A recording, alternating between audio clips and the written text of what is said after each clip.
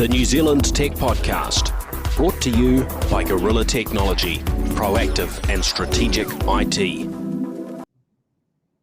Hey folks, greetings and welcome along to the New Zealand Tech Podcast. I'm your host, Paul Spain, and privileged to have Brett Blackman from HP joining us on the show for the first time. Welcome along, Brett. How are you? Oh, I'm very well. Thank you for having me.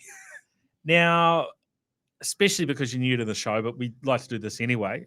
Maybe you can fill listeners in on where do you fit in this big wide world of tech? What's your role here in New Zealand? And yeah, so I'm very privileged to have worked a career with a whole range of different companies, but very, very excited to be working with HP. The title of my job is I'm the master trainer, which is a really cool job for someone who's really uncool. I'm not sure I'd say that, but we'll come to that in a minute. But Cool. Before we jump in, of course, big thank you to our show partners, to 1NZ, 2 Degrees, Spark, HP, Workday, and Gorilla Technology. So really great to have have the support of all of those companies who really stand behind the New Zealand Tech Podcast and have kept us on the air for a long time. Really, really good to have that support and also access to experts such as yourself, Brett. So looking forward to sort of delving in and picking your brains today. I guess my very first question for you is, what is this master trainer role, right? What does that mean? You get to do? You trip around the country and Yeah, absolutely. I guess play with all the toys, all the devices, which is something that's really exciting. But if I was really to think about what I really do, I take the what, the how, and then the why, and try to make it digestible for the people in the stores who are selling our products and talking to customers, but then also directly for customers. The truth is not everyone is technical. And I've certainly, over my years, learned that. And everyone has a different understanding of how technology works. So I think that, if anything, is my superpower, is taking the technical and the difficult, trying to make it digestible for everyone. Oh, that's good. That's really good. Yeah, and look, it's often a challenge with technology where new technology comes in, and then how do you actually get that fully adopted within organizations? How do you ensure that you get the best out of it? And often that doesn't happen. So it's an important role, and I think something that stretches across all of our lives, from as consumers and in the workplace. There's probably not one of us who knows everything, so there's always Totally. that opportunity to learn. So that's really good. Absolutely. And how did you come to end up at HP? Because last time we were interacting, you were at Samsung. I was. And then you turn up today, and it's like, oh, it's not. I know that guy. He's not Mr. Samsung. He's Mr. HP now. No, Mr. Blackman. Look, I spent a lot of time there, and I learned a bunch, and I work with some of the greatest people ever. But one of the things, I guess, for all of us and everyone's progression is to learn more. And I think this industry is a really exciting one. As someone who's built PCs for nearly 20 years, just as a hobby, it's kind of exciting to now get paid to do something that I love. I love phones, don't get me wrong.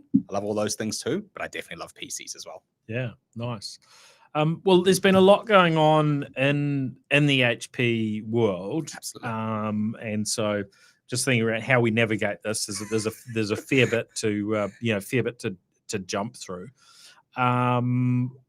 I guess, my first question would be, what are the things that that you find most interesting in terms of what HP what HP is doing, the products that you've been dealing with, obviously across sort of the retail world, the end user organizations that you interact with. Where are you seeing the the excitement, or where changes are getting people a bit of a step forward that maybe they weren't expecting?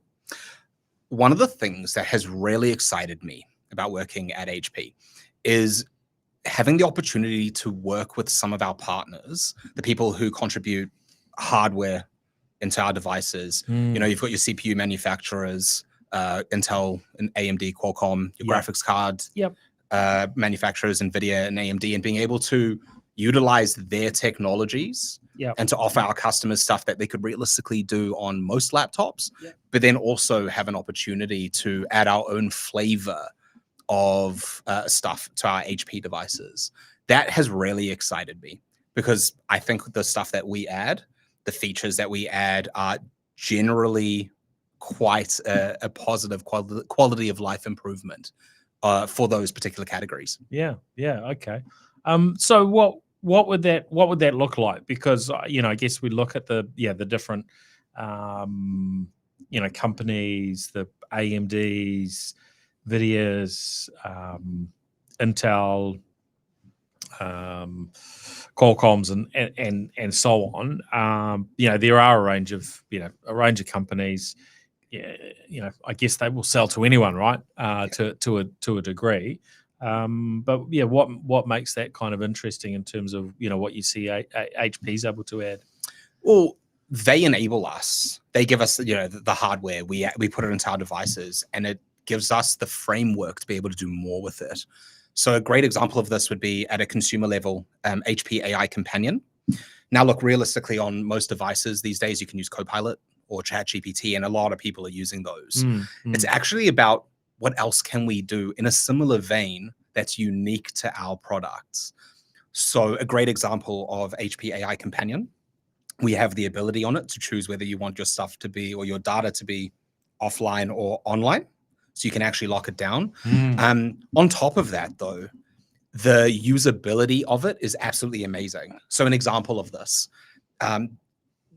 one of my favorite features that I generally and genuinely have used this for is I've taken examples of invoices and I've put it into a folder and I've told it to watch this particular folder. And I can ask the HP AI Companion questions in natural language, English, and get those answers back. So I think about if I was someone who was running a small business, how much did I invoice X customer in 2023? It'll say you invoiced this customer this much. Which year was better for me? And it will come back to me in natural language, which I find to be really easy and usable. And that's one application for it. There's literally billions. Oh, interesting. Cool. So, okay. So that's I guess HP's layer of software that sits on top of and uses the NPU, the neural processing unit that we're now been starting to see, I guess, in recent times in the newer machines. Correct. I mean, look, it's a mixture of things. You're using the NPU, you're definitely using the CPU, RAM, GPU. All these things contribute to the experience. And we get to use the best stuff out there, so it makes sense that we can offer the best experience. Yeah. Okay. Oh, good. Well, maybe we'll drill in a little bit more on that later. Sure. Now, one of the realities for us as technology comes into our world is over time it changes how we do things, how we operate, how we live our lives.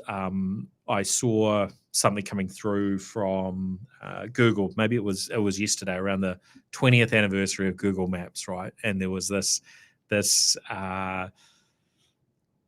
look back on navigating around with a big with big maps or map books, and how painful that experience used to be, right? And I personally had a very challenging visit to, well, the first part of my visit to London on one occasion, where it's a reasonably long flight from New Zealand to get to London, and I'd agreed to meet a friend for dinner.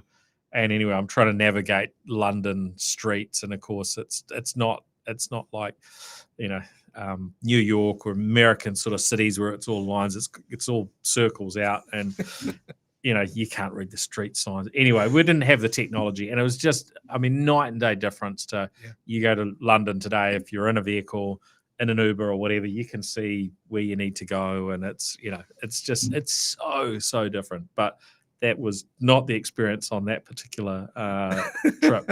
And so technology is creating all these new opportunities for how we work and how we live our lives.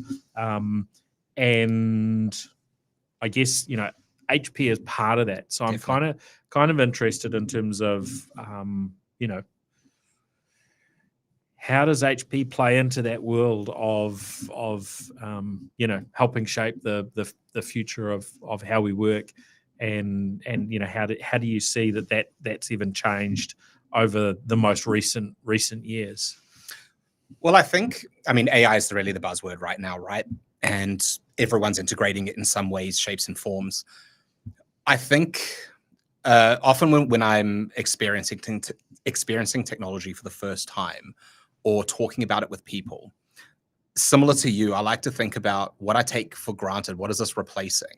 I think about the world that my daughter's going to live in compared to me. A similar story, using maps to try to figure out my way to get to my first New Year's away as a teenager to Whangamata. And the fact that I managed to do that and follow a map is unbelievable, honestly. Did you make it back afterwards, though? Oh, I made it back. It was all good. I lost my keys there, but other than that, that's a different story.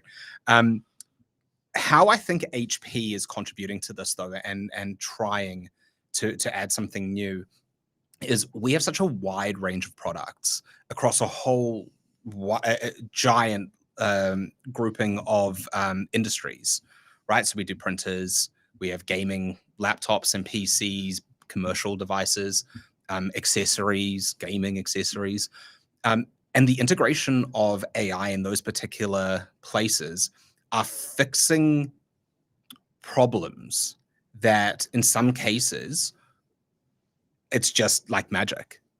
So like an example of this is HP the Omen AI gaming hub. Absolutely amazing. Using that, we can disable services that are running on the Windows PCs temporarily to make sure that we can have faster latency better latency for your peripherals, where we can do things like make sure that your frame rate is higher, because obviously for gamers, that's the most important thing, right? That type of integration across the stack is something that's really quite exciting. And I think that when a company like HP, no different to other companies like Microsoft and stuff, include this as a fundamental feature across the board, it really has the opportunity to change things dramatically for the end users. Yeah, it's interesting, isn't it? Because I guess you've got that constant challenge in that those companies you partner with, we mentioned before, and there's a whole range of things. The technologies kind of keep moving, but it's how do you kind of keep that position, which of course HP's been very dominant in the New Zealand market, but to maintain that, you've got to do well on a whole lot of different fronts. Absolutely. Now, the print side of HP, that's I guess printing and HP have been associated for a long time. I mean, when I look back to my we'll just call them my younger years, printing and HP, that was kind of the main connection that I would have had with HP, was the the HP LaserJet back in the day, and so on. And of course, HP Compact came together, and the PC laptop sort of side of things, grew during that period. But looking at the printing side, what's happening in the world of HP from a print perspective? There's obviously that long background of HP innovating and print. Where does that kind of fit into the picture these days? It really is quite amazing. It was the subject matter and the hardware that I was probably least excited about coming to HP. But it's actually been the one that has caught my attention the most, because there's so much to learn. And it is quite amazing, the diversity of the tools within it.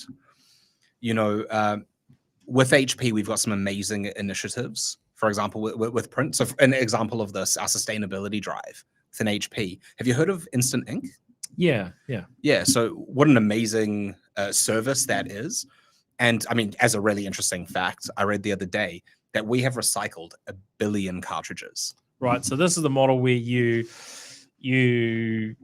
are on a I guess a program whereby you don't buy ink in the traditional way No. anymore. You're on some sort of monthly plan. Yep. When your ink goes low, HP are automatically alerted, and then via some sort of Star Trek type process, the ink appears next to you moments later. No, I think it actually did. It probably alerts a bit earlier, and it Yes. comes to you via mail or courier. Correct. Right. So a key part of that is the old cartridges actually go back and Come back and to get us. and get recycled. Absolutely. I mean, our printers are also made out of recycled plastics, and that initiative is seen throughout this category, which is really, really quite cool. And obviously we do. So you've got your inkjet, you've got your laser. Another one is Smart Tank. So do you know much about Smart Tank? Yeah. So this is the approach where you get the printer, which instead of the sort of smaller ink cartridge, this is got a huge capacity, right? Well, it's a bottle, like a squeezy bottle, Yeah. right? And you'd fill it up as you go. It's, I think, a really great way for people to experience our products, to use our products, but at their own pace, which is really quite cool. I mean, in the box, you get 2 years worth of ink when you first buy the printer, which is great. Yeah, because that whole there is a kind of, I guess, a bit of consumer pushback around, the way that companies that sell printers operate, right? Because you've got, on one hand, it's like you can get this printer for next to nothing, and I've seen, HP printers for sub $100 at a retailer, and you're thinking this number doesn't really make much commercial sense on its own, but then for that model to work, it comes back to selling you, a good chunk of ink over a period of time. But by having these different models, it means actually pay the full price for your printer. You're paying that, largely upfront. Then the cost of actually running it comes down a lot. That's kind of essentially how those models work, right? Because Correct. You buy a printer for, and I think I've seen them as low as $30. That's correct. Yeah. And the retailer's taking their cut on it. GST's coming out. Clearly there's a bit of subsidizing, going on in those, and an expectation of future ink sales, right? Yeah. I mean, that's why we have such a wide range of printers, right? We give people choice on what aligns with whether it's their home use, their business use, how often they want to print. It's just like buying a PC or buying really anything. A bit of research is always an important one to do to make sure that you're purchasing the right product for your use case. And honestly, that's just thinking about it. One of my favorite things about my job specifically is I get to help the staff in the stores learn how to identify what customers would be interested in, what the types of questions they should ask, and then make sure that we get the right product in the customer's hands, because it's great for the brand, it's great for them, it's a win-win for everyone. Yeah, you don't want a customer who's later is grizzling around the cost of ink when they were doing a lot of prints, and they should have bought a printer that best suited their needs, right? Yeah. And there's while we don't see it obviously, as far as I'm aware, at sort of the consumer level. HP has been pretty innovative in the 3D printing world. Whether it's the plastic sort of 3D printers or the metal ones that basically build something up. There's been ongoing innovation in that sort of space. And I remember before HP had kind of, I think maybe before they made the full announcement, being at an event where HP talked about where these things were heading, I think, and when I was up in Silicon Valley at one stage. But that area has kind of continued to track forward, hasn't it? Absolutely. What, anything you can share on that front? I personally don't deal with them on a day-to-day basis. What I can definitely say is in our showroom, we've got an awesome little little stand which has some 3D printed stuff that's been done on our printers, and the accuracy on them, and the fact that you can tell they've been done on a proper commercial printer. They look absolutely fantastic. They feel great. They don't have that same rough texture. I'm yet to play with one. I hope that they give me access to one eventually. Yeah, nice. Yeah, I think it's it's one of those pretty interesting areas that most of us don't get a chance to deal with on a day-to-day basis, but it is I guess quite a cool area, I think. Absolutely. There's a level to which in the early days of 3D printing it was kind of quite hyped in terms of the possibilities. I think we've maybe still got a little bit more sort of road ahead of us in terms of innovation and what that ends up leading to. Of course, we've got the likes of Rocket Lab and New Zealand with their 3D printed rocket engines, and then Team New Zealand, which HP have worked pretty closely with and helped them to be able to 3D print things in the past. Now, one of the other areas that's always on my mind is cybersecurity, data privacy. We're all impacted by cyber criminals and their activities and their actions. We're impacted when organizations that we're customers of, or government entities, or what have you. When organizations end up maybe falling a little bit short, shall we say, from that sort of cybersecurity and data privacy perspective. Now, most of us probably wouldn't be thinking of HP as really having a role when it comes to security. But one of the things that I've heard from HP is, hey, we focus on it being, security being baked in, being designed in, to a degree. So where does that fit? Where can you contribute to security, be it, PCs, printers, or other devices? How does that stack up? One of the things that I've learned while studying the security side of things is that most security solutions are software based. But the experience with your devices starts far before that, right? Booting up a device, that's hardware and firmware, and these are the places where HP is playing with our software solutions, such as our Wolf Security, where we're thinking about it from the very beginning. Are people modifying firmware? Is because that's absolutely a place where bad actors are going to play in. We're able to start the security checks and processes from that point, and that's a key differentiator. We're not only doing software on our devices, but we're obviously responsible for the hardware too, the full story and the full package. And I think that not only will resonate with your average consumer, but absolutely is a selling point for businesses.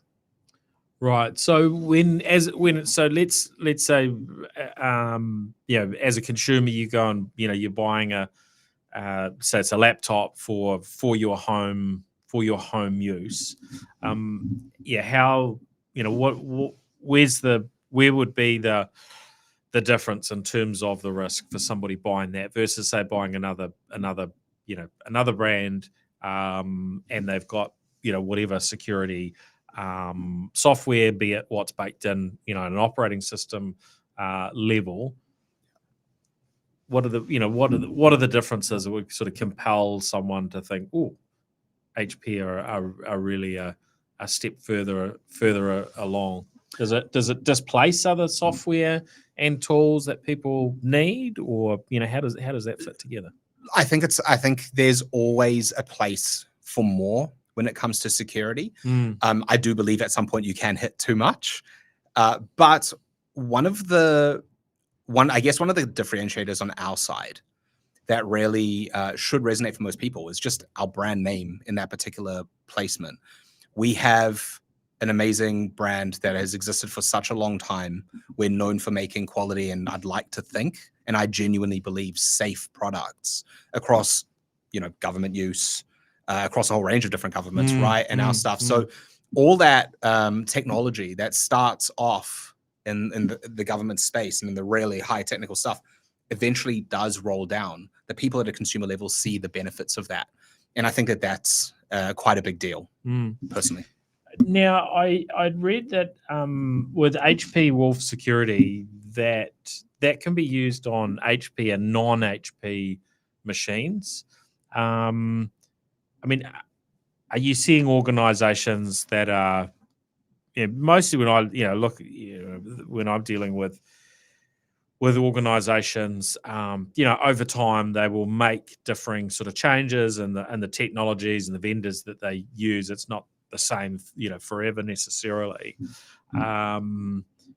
So, are there organizations, you can think of locally who have just, we're 100% HP, and that security piece is kind of part of the picture? I mean, do you see that driving much kind of change in terms of people, buying HP, or is that maybe more on the, the consumer side, or is it actually that people are so enamored with HP Wolf that they're like, we're going to buy HPs, any machine we've got that's not HP, we're going to buy the HP Wolf security capability and put that on top? Like, I'm just curious, because it's not something I hear a lot about other than the marketing, and call me skeptical or something. I'm always kind of like, I want to understand the story, and not just the just what we're telling you, the top line on it. So that's more of a commercial, the commercial team kind of deal with that a little bit more. What I can definitely tell you is, when I have been in stores, or I've received calls from store managers and stuff like that, I've had people say the customer needs some help. They use HP at work and they absolutely love it. Which device is best for them? And that, to me, I think Wolf Security kind of ties into that. If these people are using it at work, and security is never convenient, right? I'm sure, mobile, MDM, all those things, they always kind of get in the way of the experience. If people are using HP at work and they're happy with the experience, and they're willing to spend their own hard-earned money to buy our consumer products, to me, that's a sign. Yeah, that's an encouragement. I guess I'm on an HP at the moment, an HP Elite book I've been on for, I don't know, last few weeks maybe. And yeah, I'm not too sure whether this machine has anything in terms of that software, because often, I guess, an organization, organizations will vary in terms of whether they're going to use that software, or whether they actually like, hey, we'll clean all our machines that are going to be configured exactly the same, and so on. So I guess you're going to get variations there. Okay, but your impression is that this is something that's used at the commercial end as well as at the consumer end. Absolutely. And I've always believed that if someone uses a device at work and it really doesn't wind them up, they're quite likely to purchase that device for that singularity of experience across their consumer and personal lives, as well as their work ones. So yeah. Okay. All right. Well, maybe that's something we'll delve into a little bit more on another occasion. Sure. The more I kind of look into it, it's like, oh, there is quite a bit in there in terms of HP Wolf and endpoint security and all sorts of other elements. But I'm not sure exactly how that would fit into to a lot of commercial environments. So Oh, fair enough. Cool. So looking at AI, this is, as you said earlier, big buzzword. Yes. I would say most of us have gone a certain way down the rabbit hole with experimenting and playing around with different AI tools. I was on the Herald's live show this morning with Ryan Bridge. We were talking around generative artificial intelligence tools from Suno, which can make a lovely song for you if you've got something you want to remember, turn it into a catchy song and sing along, and maybe that'll help you remember it. Or use some other tools, and you end up with a podcast around something that you want to learn more about. So you can listen in. There are just so many use cases. Totally. But AI seems to be more and more a topic for HP as it is for others. Yep. I guess the challenge I'll often have is it's. We were talking before the show about the AI coffee machine that we've got. Yes. And I guess there's different ways to describe what is AI, and machine learning can fit into that category. So I guess it uses machine learning or a simple algorithm to work out when you've got enough coffee and whatever the other bits and pieces are. But again, I'm kind of curious where AI fits into the HP world. I guess my first sort of experience of it would be along the lines of what you were talking about earlier. I can't remember the exact name of it, but that AI capability now that comes with some of the HP machines, particularly, or maybe exclusively, if they've got the NPU, the neural processing unit incorporated, then that seems to be the trigger. But tell us a little bit more around how that fits together, and who's using this stuff. Well, I can definitely tell you I am. It's I'll tell you about HP AI Companion, which is that initial tool that I was telling you about. Yeah. So it has 3 modules. One is what we call Ask, and this is where you can ask it general knowledge questions. This will obviously go to the internet. It'll get your answer and give you back that answer. It's really, really quite easy.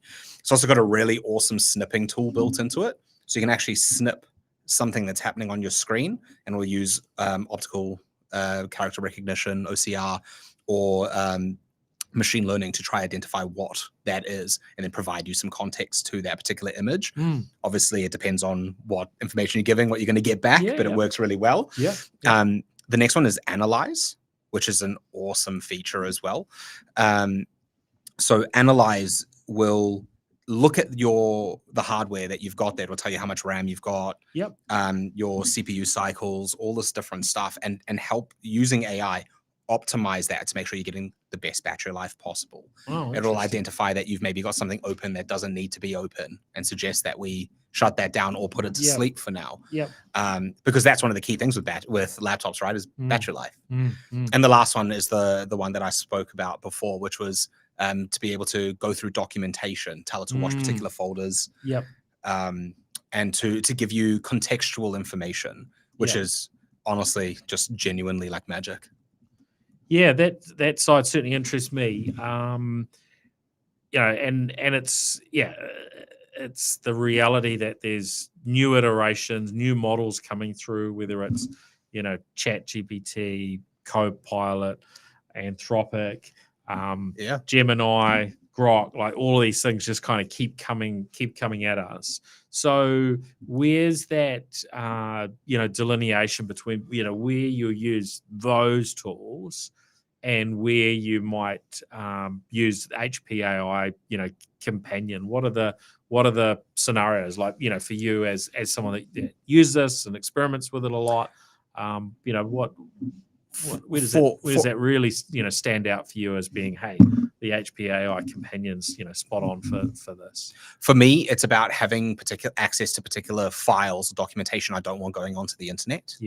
I know that Office 365 offers this with their own version of Copilot, which obviously stays within the scope of what you have access to. That's what you hope. Although I guess I was chatting to somebody around exactly this last week, and they were like, I'm skeptical. I don't trust Microsoft. We want to do things, fair enough. Elsewhere. We don't have that confidence. So different. I guess different people are at different places in terms of what they trust. So So how does that work with HPAI Companion? Does it all happen kind of locally on your device, or are there options to do things outside as well? So you have a choice. There's a toggle basically which says I want to keep the information on device only, or I'm happy for it to go to the internet. So the customer themselves has a choice, which again to me is a really big deal. My favorite concept in technology is that it's designed to make our lives easier and to obviously in a lot of ways give us choice. And I love that that's what HPAI Companion does. You don't have to use it. To me, it's just it offers more on device and less on the internet, which is again depending on what you're doing on using it for. Is one of the most important things. The other thing about it, which I think is really quite cool, is that it's designed for it to be as easy and simple as possible. Essentially, your gateway to your AI experience. Not everyone's going to jump into Grok or into Gemini and understand how to ask particular questions, how to frame up a prompt. And what we do with HPAI Companion is help guide that first and initial experience to get the most out of what you're using. In some cases, that's where people will probably stay as their AI experience. And some people are obviously going to want different functionality. Like, for example, the generative AI stuff. That's all great, and I use it all the time. But it is very much a small part of the of my AI experience personally. Yeah, interesting. So if you're not using the Gen AI side, what are the other sorts of things that you would do? And that's it. It's all for productivity for me. To be able to aggregate documentation, for me to ask questions about information on my device. An example of this actually is the marriage between software and hardware here. I can actually through this say mute my speakers on my laptop. And if you don't know the hotkey, or maybe the key's broken, or you're in other software and that's not particularly working, it'll mute your laptop. So you can within HPAI Companion, you can give controls to the system. Correct. Okay. So you can lower the brightness. It actually works really fast and really well. It was quite an experience the first time I tried it, because generally you see the software thinking and trying to figure out where it goes. It was honestly lightning fast. Yeah. Okay. And this sort of document actions in terms of access to your documents. I guess let's say you've got local files that are maybe they are synced up to cloud location.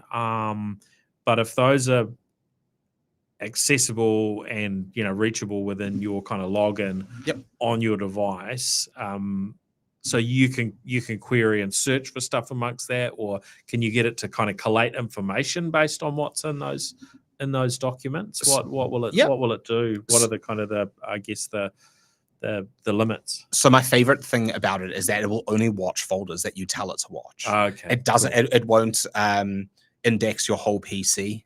That would be extremely taxing and build, I'm sure, a monstrous page file or something somewhere. No, it doesn't do that. I'll give you another example of how I've used this. I was in a retail store about a month or two ago, and what I'd had is all of the Omni book spec sheets, effectively. We put it into a folder, and I had the team there type in questions. I've got a customer who is a young mother who is looking for a device that will do this, this, and this. And by comparing the specs and the prompt the staff member was able to give them, it actually suggested 2 different options that would best suit that customer. They even put in, she's price conscious. So it takes that into account as well. I thought that was such an amazing use of that technology. The truth is in retail stores, right? These staff have to know a little bit about so many different things. Yeah. So by doing this, especially having the customer next to you, it's almost like a journey that you both go on together. And it's not me telling you that's the right device because I'm getting a kickback or something like that from the company, right? This is the device taking your information. You've told me what's key to you. What are your selling points? What aren't you interested in? And this is the suggestion. Let's go and experience it together now. So I thought that was really unique. So what do you do if the AI comes and recommends a non-HP? Well, it's only going to look at it's only going to look at the documentation in the You're folder. Not going to give it that other documentation to compare with. But do you know what? If that's how staff used our devices and demonstrated it to customers, I Yeah. think that's an amazing win in itself. Oh, 100%. And would start the conversation about, well, I understand you're net recommending this one, but why not that HP? I Yeah. thought that was really quite cool. Yeah. Exactly. No, it's good to have these real world use cases. Totally. So now you mentioned around this toggle between whether it can go online or not. Yeah. What are the differences in terms of the things that can take place? What do you get? Is it kind of like the ability for it to go and browse online, or because you have that, say, you have a chat GPT, and if it's just using its data, then there's limitations and age to that data. But then when it can go online and browse, it'll take longer, but it's able to give you the latest info. So how what are those kind of subtle or not so subtle differences between online versus not, and is it actually storing things online, or is it more just drawing data in from browsing or other things online? When it's offline and you're only browsing the on-device stuff, it'll utilize things that you could ask it mathematics questions, basic logic, stuff like that. But stuff that AI always gets wrong, right? Well, I'd like to think that it knows what 5 + 5 is. But would I ask what the current situation is in a particular country or political things like that? No, I probably wouldn't, and I don't think you'd get an answer. When online, obviously, it's going to pull from that. The truth is, you're not running a large language model that will, trained large language model on these devices. So the way I see it is, for general knowledge information, I would use online. I'd use it as an online tool. But to browse my files or to pull data from my files, that doesn't need the internet. Yeah. Okay. And yeah, so in terms of browsing, just working with your own files, then then you're good. But if you want to ask it around Ryan Fox, I'm sure there've been a lot of people looking up Ryan Fox with his 2 wins in golf, including the Canadian Open this week. People are like, oh, I want to know more about this guy. He's kind of, he's someone where the information online today is going to be very different from any offline info, because because his career has just absolutely gone to the moon in just a few weeks, right? So you need that sort of latest the internet connection info for that. I mean, like an example of how I used this recently, which is a silly one, but honestly, it just made things so much easier. I have a folder on my server that I run at home with all of my invoices I receive for all of my subscriptions, for example. We've been looking at trying to cut back on some of these subscriptions, and I was able to ask AI Companion, which I had indexed that particular folder. My wife and I were talking about it, and I thought, why don't I ask to see how much I'm spending on each of these? So I wanted a yearly breakdown of that. And then also where it suggested I could make cutbacks. And, I was able to get some really cool stuff out of it. An example of this, it actually said, both you and Shannon are paying Google for the same storage volume, and why don't you just share? And I know it sounds like a little one, but I don't know why that never crossed my mind. But that's $20 a month saved. Great. Yep. Well, you multiply that out, and totally. I always like to multiply these things out to 10 years. It's like, there's a couple of grand. Oh, totally. It's nice. You probably shouldn't spend it straight away, but that's the temptation, isn't it? Hey, it's McDonald's for my daughter as a treat. It's all good. Yeah. Cool. No, that's really helpful. It's good to kind of piece together how these things operate. Now, the machine I'm on at the moment, I'm not sure that software on there. So if we've got listeners who maybe they've got a pretty new machine within their organization, and they don't have access to HP AI Companion, then that might be an opportunity for them to actually try that out, right? Because absolutely, it might not have been in their kind of corporate build, but actually, if their machine's of the right specification, then it might well make some sense for them to be having a look. Absolutely. Basically, if the device's name starts with Omnibook, in most cases, then it's capable of doing this. These are our new, the Qualcomm supported CPU devices, as well as the new Intel chips, as well as the AMD ones. So we, being HP, we get to work with everyone, which is really, really cool. Yeah. So we've actually got a range of products, and that range is constantly growing. We've got an all-in-one PC that is now AI capable as well, which is really quite cool. And then there's still the gaming range on top of that, which has its own version of it. Yeah. Okay. And the so you just mentioned the Omnibook. We haven't delved into this rebrand within the HP world. So what's happened to Spectre, Envy, Pavilion, because these were kind of common names within the consumer range of products. So is everything turning and becoming Omni in terms of the consumer products? And then are there any changes in the enterprise business commercial sort of side of things? Absolutely. First, I want to say I'm really excited about it. And the main reason behind that being, I know these names are synonymous with particular levels of quality when it comes to the devices themselves. Everyone knew if you had a Spectre, it was like, the best of what it could possibly be. But as someone who came from outside of this industry, it's not completely obvious that a Spectre is better than a Pavilion Plus, for example, when you look at the language that is used for it. Right.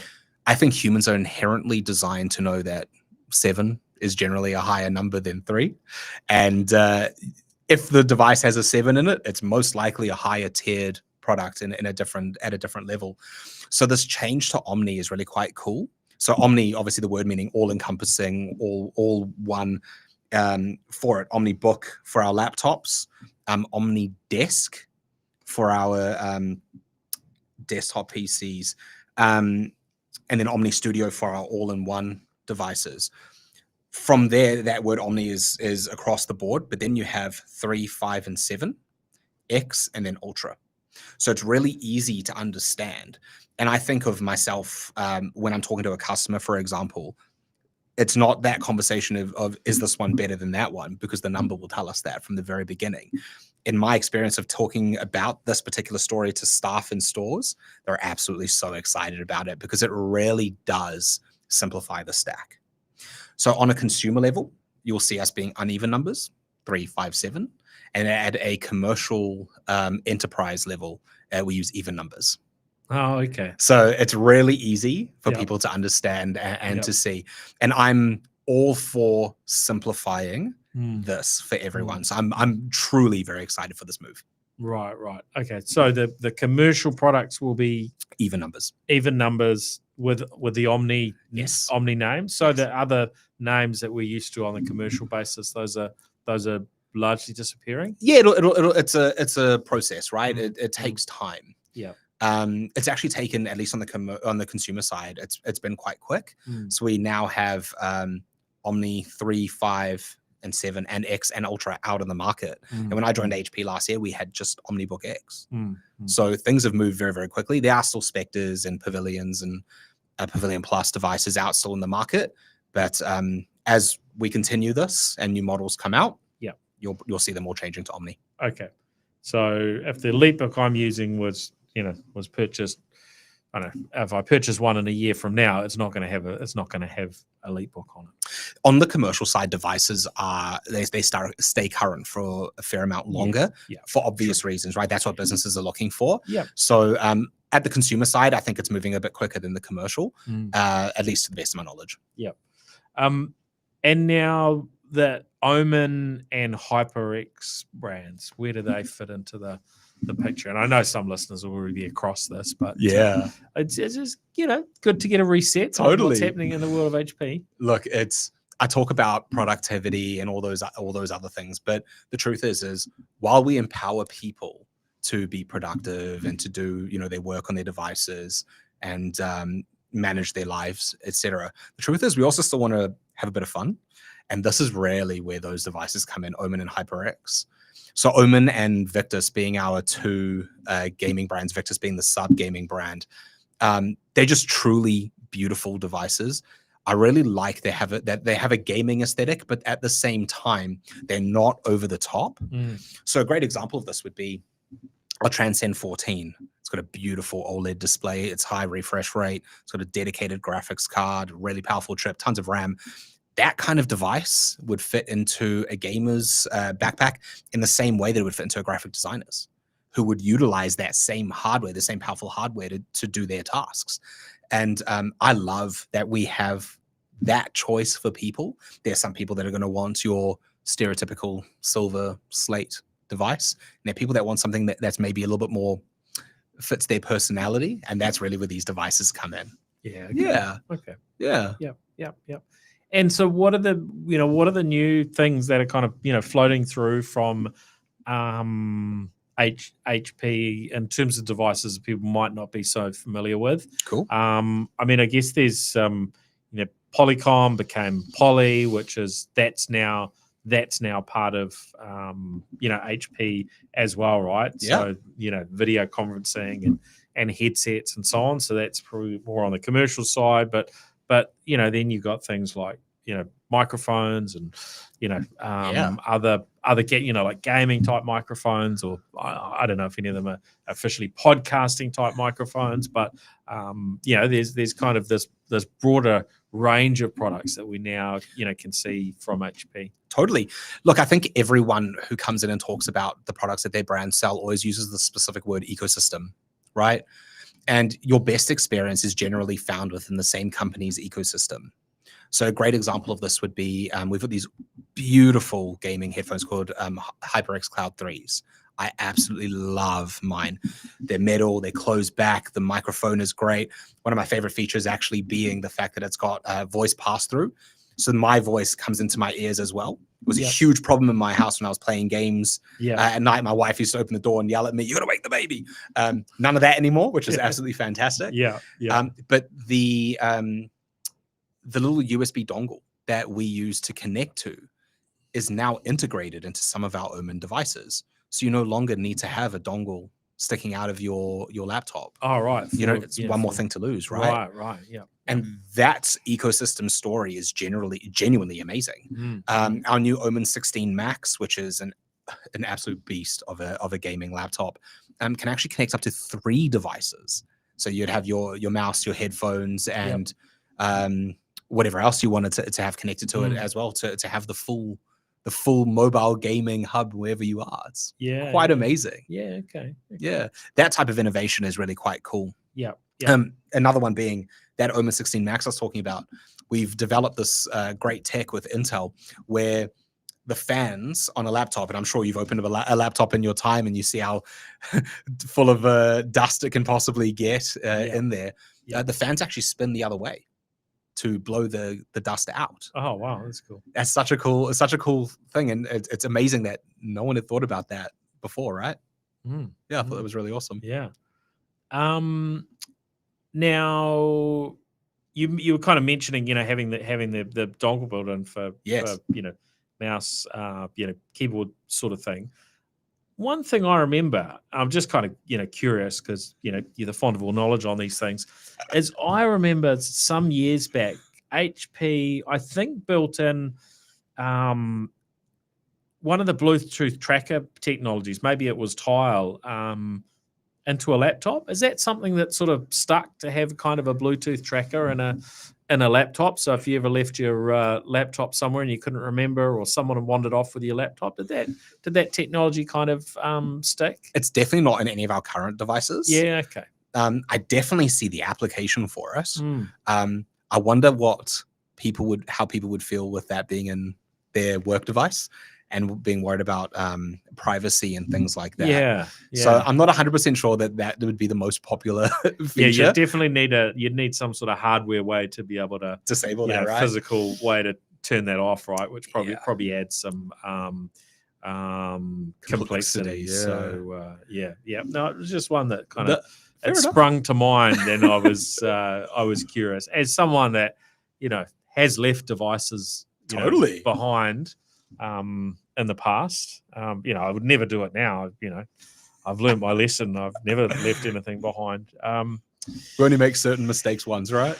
No, I keep making these mistakes. So, sometimes this technology is helpful, but this is often the challenge with the technology, and the innovation kind of keeps moving forward. And then, we have to balance up some of those privacy aspects. And sometimes businesses try something, even at our scale, try something. And if it works, great, you build on top of it. And if it doesn't, your next iteration, you pull that feature. Yeah. It's definitely one of the benefits of being a big player in the game is you're pushed constantly to be innovating and adding new things and trying new things. And, sometimes they work, sometimes they don't. I'm just lucky. Sorry, HP has, generally the decisions they've made have stuck and worked out really well.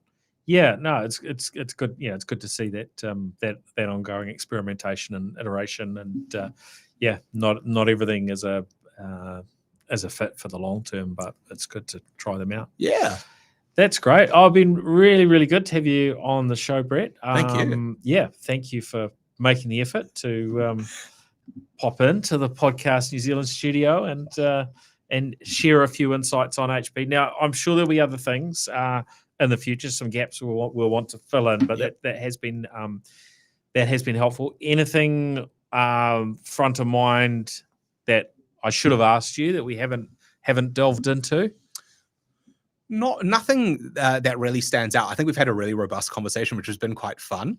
The only thing I'd say is I think with some of these devices, the best thing to do is to actually go out and experience them, right? AI can get you so far and kind of narrow it down to a couple of different things, but it really is about the experience you have with the device. In a lot of cases, anyone should be able to walk into a store that sells our products and they should be able to experience those these particular features that we've spoken about today. Yep. And I'm confident that anyone who does do this, and follows a similar script to the stuff that I've spoken about today, would really have a positive experience with our devices. I'm yet to have a negative one personally, and I try. There was one more question regarding that HP AI companion. Yes. And you were talking about you'd have a performance issue if you got it to be kind of looking at every file on your system. Yeah. What are the sort of the practical limits if someone's thinking, this would be really good for me, but I've got a lot of files? Is it the sort of thing where you go in before you use it on a given day and you point it at the files, or do you can you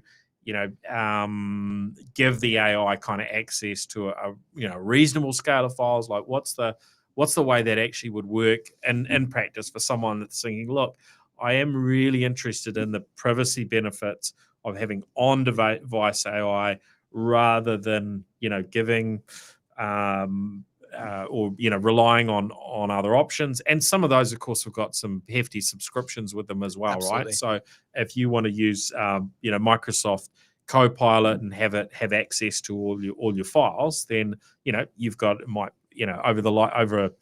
a 3-year period, that might be, I don't know, north of $1,500, right, in terms of cost for that subscription. Yep. Whereas my understanding is HP's AI companion, that kind of that's part and parcel of the device. So can you just give it a little bit more insight there? How I use it is I have a couple of folders that it is constantly watching. Yeah. So that would be I've got a particular folder that I put all of my spec sheets into when I'm building visual brand guides or sales guides or things like that, and that's always watching it. But I've only got maybe 2 or 3 that I'm constantly watching and indexing. I would think of it as no different to having a save file for a PowerPoint document, for example. If I need it to watch a particular folder and for it to index something, I'll quickly set that up. It takes honestly seconds. It's simply, you click a plus icon, you tell it to watch the folder, you click OK. It takes a few seconds to index all the files, figure out what it all is, what it says, and then you're good to go. Right. If it took a long reason time, because of the size and scale and complexity of the files. Yeah, I mean, I generally use PDFs. Yeah. That's what I find for me works best and it's the easiest. Yeah. But it'll do Word docs and Excel absolutely. and, images Absolutely. and so on. Absolutely. So, and you can ask it questions. It's contextual about images and things like that. Show me a photo of a little girl in a red car, and if you've got a photo of that, it's going to pull it up. But for me, I think of it more as I deal with it on a project basis. So I would probably keep it reasonably clean, other than the couple of folders that I use every single day. Yeah.